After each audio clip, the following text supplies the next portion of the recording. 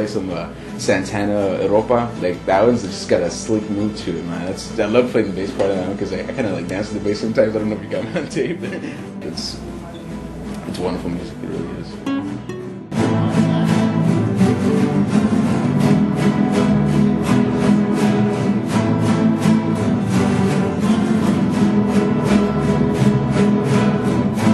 Layton. I've been the director of this group for almost 2 years now.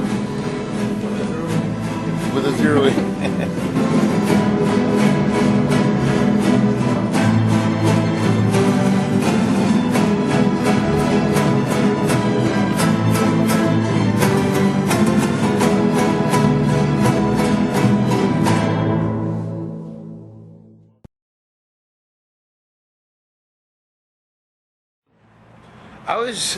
Benny's been around this community for a long time. I remember at Edcouch Elementary, he'd go in the classes and sing with just him and the guitar. I think that's how he ended up getting the music class going. In 1970, 71, I think it was, they didn't have a music program, and so they knew we were musically inclined. So the principal hired me to play music for the kids. One of my favorites was Elena la Ballena. Elena, Elena, Elena la Ballena. Playing for the classes and stuff, you know. In those days, you know, you would have like little songs you would sing to everybody, you know. Cowboy Joe, the 2-1 beat and stuff like that. I don't know, that's all I remember, right? That was cool. That's where I first met him, when he would go to the classrooms, like in kindergarten. He sang Rudolph the Red-Nosed Reindeer in Spanish, and so that was cool. Wow. It's pretty tight. I want to play the guitar like that when I grow up. Ay, mamá, mamacita, que hondo es el mar. Elena la Ballena. The Fuzzy Wuzzy Worm song, have you heard it? He used to sing, nobody likes me, everybody hates me, I think I'll eat some worms. Long, tall, skinny ones, short, fat, juicy ones, itsy bitsy fuzzy wuzzy worms. First you bite the head off, then you suck the juice out, and then my dad would make this song. How they wiggle and squirm. Long, tall, skinny ones, short, fat, juicy ones, itsy bitsy fuzzy wuzzy worms. And everybody going, which is basically what they do here still. You know, it's just a lasting impression. How can you forget a song like that? You know? Back in 74, we had gotten a grant which I helped write under the Emergency Emergency Secondary School Aid Act. It was called ESA, and that went along with the bilingual program. And so that grant gave the schools who applied for it, you know, monies to start ballet folclóricos, guitar classes, and anything having to do with culture. We bought a bunch of guitars, and we had uniforms, and we had dancers, and it's a great big program, and that's what I got to do at first, you know. And then the next year, the political climate changed, and different people came into the school board, and they decided that, you know, that it was not cool to have our culture, because we were, after all, what did we want? Doctors or lawyers or mariachis? And my philosophy was, well, why can't we have doctors and lawyers that know about mariachi music and know about their culture? But anyway, it was a losing effort, so they closed the program down. The political climate changed again. So they asked me to come back, and I said, well, okay, only if and only that, you know, you don't axe any of these programs, you know, that are beneficial to the students because of your political views. And if you can guarantee me that, you know, I'm your man. And 21 years later, here I am. The concept of Estudiantina comes from Spain, in rondallas. Rondalla and Estudiantina, the difference between those two is rondalla is one gender. It'll be all boys or all girls. And Estudiantina, you can have boys and girls, and you know, and it's usually at the high school level. Rondallas are usually at the professional level. They stay together. One of the more famous Estudiantinas is the one from Saltillo, and they're all doctors and lawyers and professional people like that.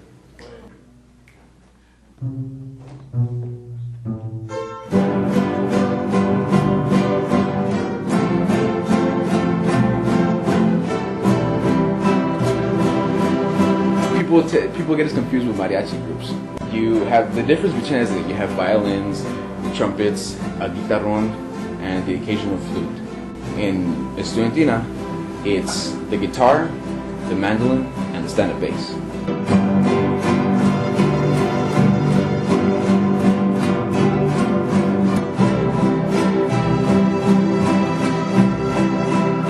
The music that he teaches is something that relates to us, to our culture, you know, in comparison to a band director, which is music that you're playing, music that's from the other side of the world that you have no clue what you know, it's a little colder, I think, right? But when it's music that we come from, you know, right away it makes an impact on us and whatever our environment. He teaches real simple and real fast, you know, so it was pretty cool, you know. Simple melodies, melodies that are, you know, from our culture, you know. A lot of songs that, you know, that have been around there that you've never even heard of, but yet, you know, you talk to your grandmother, you know, sí, you know, canción mixteca, como no, que lejos estoy del suelo donde he nacido, you know. So that's how it is, man, and Benny has just been a great impact. When we select the repertoire for Estudiantina, you know, we do, you know, songs of our culture, like Cariño, romantic ballads, Morenita Mía. But we've taken instrumentals like Carlos Santana's Europa, and we play that. It sounds different with Estudiantina, but it sounds unique. Amor, hay hombres como yo, que se pueden perder en el alcohol por una decepción. Nobody sees like a group of kids playing music like that. Everybody's like the rock thing, the rebel thing, right? Around here we have like our roots, so the Tejano, the Mexican roots, the Spaniard root, and then that's what I like. I can go around saying, you know what, I play flamenco. What do you play? Rock. Oh, I play flamenco. I play Tejano. I play this. What do you play? And there's that. I play rock. You know, it's just like I have more variety in it.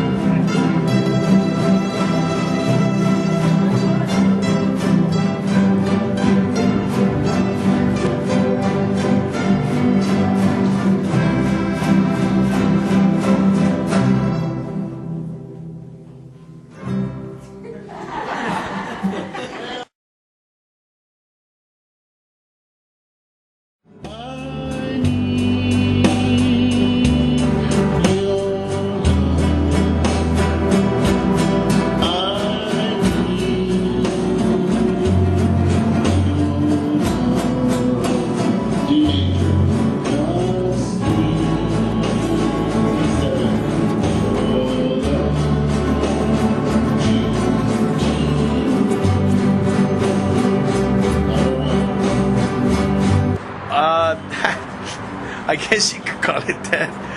It was the words with the chord on the top of the word. It wasn't your sheet music, you know, like with the four count. What was it? The 4/4, the 4/4, the 2/4, 3/4, whatever. It wasn't like that, you know. It was just las mañanitas, the chord on top of the where you're supposed to change. That was our sheet music. I picked the ones that are more, you know, articulate with their fingering, they're playing, and you're gonna play mandolin, and that's it. Okay, go here, go here, go here, go here. But A1, A2, A3, and then basically it was here. And so they grab the instrument, they take it. So we have a method of tablature, it's called.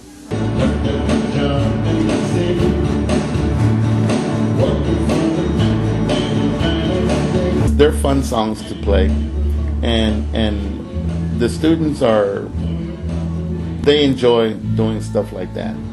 And for me, what I really want them to do is to play. And ironically enough, what I tell them is, bring me the song that you like. They bring me songs from church, you know, and sometimes we'll sing them. Un día a la vez. You know? Sometimes they bring me beer drinking songs, you know. And I say, well, okay, we're going to sing this song. If we don't, go home and tell your parents that we sang it, okay? But if you like it, well, we'll do it. We sing Tragos de Amargo Licor. And they whoop and they holler, you know, but they're playing. And this is my goal, to get them to play, to practice every day. And really, that's what it is. They're just practicing. If I tell them I want you to play C, D, E, and F for 15 minutes, there's no fun in doing that. You know, but if they do Proud Mary, if they do Tragos de Amargo Licor, if they do Unchained Melody, if they do 8 days a week, Oh Darling, things, you know, they like that. He enriched, you know, or he gave me more sight to what our culture was about. As far as like an instrument that I never thought I would play was a guitarrón. We would jam with a guitarrón. We played conjunto with guitarrón. We played jazz or whatever you want to call it, just jams with guitarrón. And that's something that another thing that he showed us, where you could just be free with whatever instrument. We learned the simple things like, you know, conjunto and stuff, but yet Benny brought in the mandolin and el toroloche. Those are things that we don't see, you know. So it really helped me out a lot. That's what I give to Benny there, man, for giving that to another sabor, you know. I got my own mandolin at home. I bought my own mandolin. I record mandolin with anything, do fill-ins for other artists and stuff like that. I was always with my girlfriend, and I thank Benny for that, because Benny would always tell me, hey, you need to study, you need to, you know, work on this music, get away from being, you know, all horny or, oh, sorry. Oh, you said that. We would come to my dad's house, Mr. Layton, with an accordion on one side and a video camera on the other, and there's my dad, you know, playing a song or two, and then by the time you knew it, a week later, lucking you the songs, you know. It's like, you know, you have a dove and you let it go. ¿Verdad? So he would, sabía cómo llegarnos, ir a, you know, check up this about the Germans, y, la polka, sir, wow, cool, you know, boleros and all, different types, ¿verdad? Que, you know, later you, oh, wow, you know, you see like a History Channel or algo, you know, stuff like that comes out, it's like, wow, you know, yeah, you know, you feel like aprendiste algo, you know, that you got something out of it.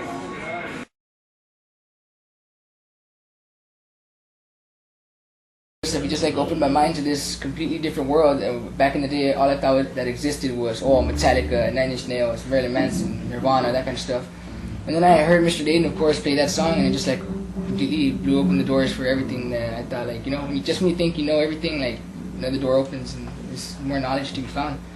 And Mr. Layton helped me open the door. He taught me some of these chords. This is a C add 9, and this is a G add 9, and of course this is a traditional G. And this is a song that I played for a talent show that he was very, very impressed with, and I thought, like, wow, because it's a beautiful song, and like I just put my own stuff into it, and this is the way it goes.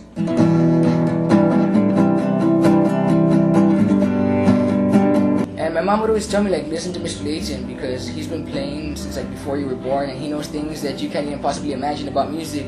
And I was like, oh, what are you talking about? He's like an old dinosaur. He's all into that old stuff. Like, you know, what does he know about hammer-on pull-offs and harmonic pinches and that kind of stuff?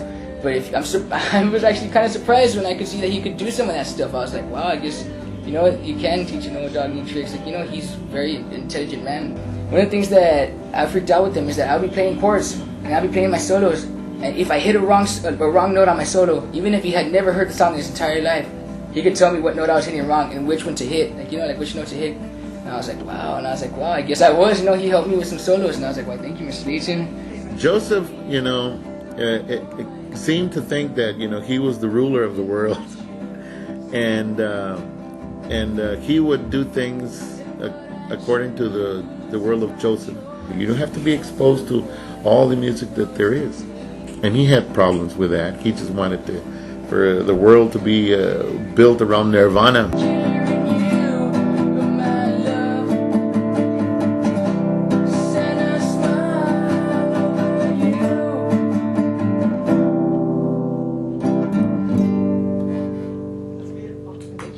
I know I'm not the most talented person. Mr. Layton showed me not to be like, I guess I'll say it, an airhead. Think everyone else is that I'm better than everyone else, and I've come a long way, and I hear there's a lot of good bands, and Mr. Layton does have a good teaching method. I never meant to mess with it, and I just want to let him know that he's the teacher that's really influenced me. And when I go on my college years and hopefully make a career out of music, I want to remember him, and I will remember him for what he's done for me.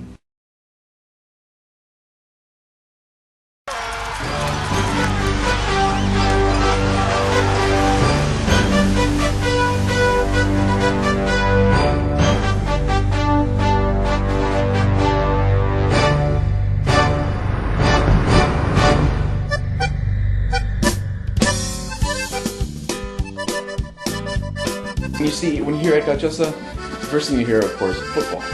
Jacket pride, has been in me all the time because I announce the football games. Because I'm not the designated spokesperson, but I'm the one who has the facility to call the guy on the radio. He gives me a special number, so I get through all the time. And I give him reference, how the game went, and he likes to rub it in when we win because everybody wants to beat Edcouch-Elsa. You can, if you're one of the opponents of Edcouch-Elsa, you have 10 games to play, and you lose 9 games, but win 1, and that's Edcouch-Elsa. Then you got a winning season. The second thing you hear, Mr. Layton and the Estudiantina, but it's always going to be Mr. Layton and the Estudiantina. You can go to a group played I think before I became a freshman for President Clinton, and he still remembers us. You can go to like Michigan, Chicago, anywhere, you will hear of the Laytons and the Estudiantina. That's how much of an impact this program, Mr. Layton. That's how far he has brought it.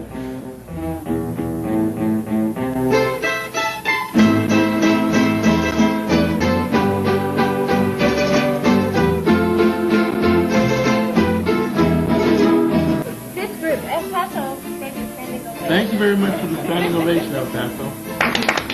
Thank you very much. Bravo from Houston. All right, thank you, Houston. Great job from Region 9. Great job.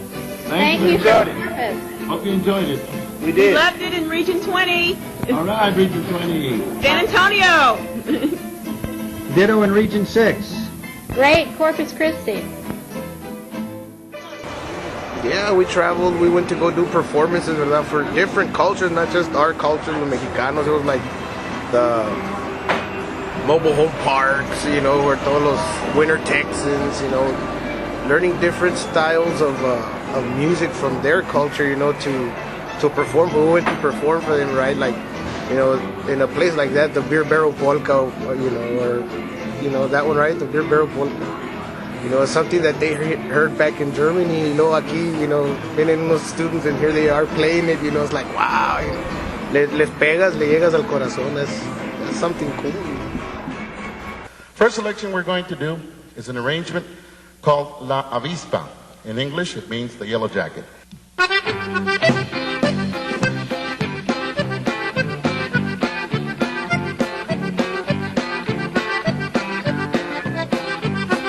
Our purpose, the South Texas Conjunto Association, is to preserve this music that was given to us by our forefathers. This music was created here in the Rio Grande Valley, conjunto music. We were very fortunate to be able to go and play this particular music in the Smithsonian Institute's Festival of Folklife. We've been there almost 3 times already, so we're very, very pleased about that, simply because the Smithsonian Institute is an entity that has been given the responsibility of preserving American way of life. And what is the American way of life? What is a true American? I think it is all of us. And so this particular music is to the Rio Grande Valley like jazz is to New Orleans. So we're very proud of this music, and we hope that you're enjoying it tonight. Like, man, it's pretty heavy, you're gonna go play in the state capitol, the mall and stuff like that. And I had a chance to go see them perform, and I could see how different cultures just responded to the music. He coming from a long distances. You're talking about how many miles? Tens of thousands of miles. You know what I mean? Performing, and his music, and manages to get these people, to enjoy their music. And I think that was an awesome reward. I know. And he told me one time that music is the language of the universe. I know. And I can honestly see that. And besides other things, I can honestly see how music can join different cultures. There was Afro-Americans, there were people from Canada, there were people from here, China, the other side of the world. And they were dancing, And that was a rewarding stuff. I was proud to be I'm proud of my name. I take my dad's name, Benny Layton Jr., and I'm proud to be Benigno Layton Jr. This is really cool because I didn't expect it, but State Senator Eddie Lucio issued a proclamation. I think it's Proclamation 1070, and they proclaimed me as a legend from South Texas. I've always been a legend in my own mind. This right here, ladies and gentlemen, and I'm going to give it to Benny's wife, I think. This gavel is a beautiful gavel, and I'm presenting it to Benny Layton, a true South Texas legend, because he is a leader. And this gavel represents leadership in the Texas Senate, and we have a great leader in Benny Layton.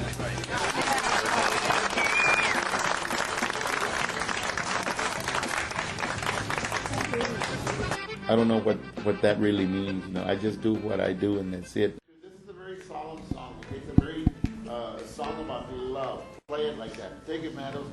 1, 2, and play now.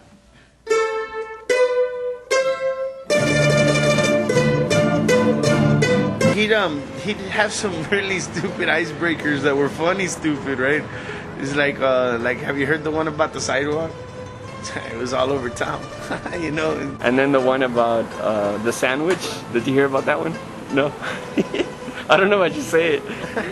He always cracks jokes here and there, corny jokes, corny, man. Like, did you hear the joke about the cookie?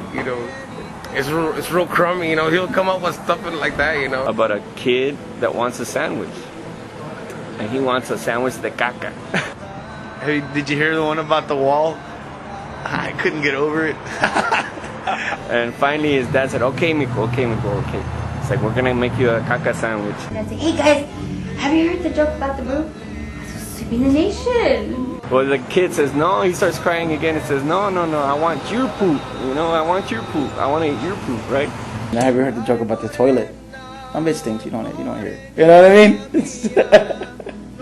So a guy goes to the restroom, does his business and makes a sandwich, and then he puts it there. Okay, mijo, there's your sandwich. You know what I mean? Have you heard the joke about the enchilada? That's too cheesy. He wanted it in half or something like that, right? So then he says, you first, papa, you first. So the guy ate half of the sandwich, and then the kid says, I don't want any more. You see, and he'd do that all the time. Come up with something, and he'd just laugh, and it would just, tension would you just come down and It's on down. I don't get it. Si no me olvidas, siempre felices seremos los dos. He's got this way, I don't know, like a fatherly way. Better than a father, but a friend. Someone that you could, talk to and be open and freely with. At school, it was like having a friend teaching you, right? A guy that you hang out with at night and whatever, and so it was really neat. I could breathe in that class, He knew how to talk to you, He knew how to talk to you, and it was pretty amazing how he could get through to everybody that had so many different kinds of personalities, I think first of all is respect, because he respects you a lot. So he, like they say, if you want to be respected, respect, right? So ahí empezaba todo. He's one of my best teachers because all my teachers I don't get along.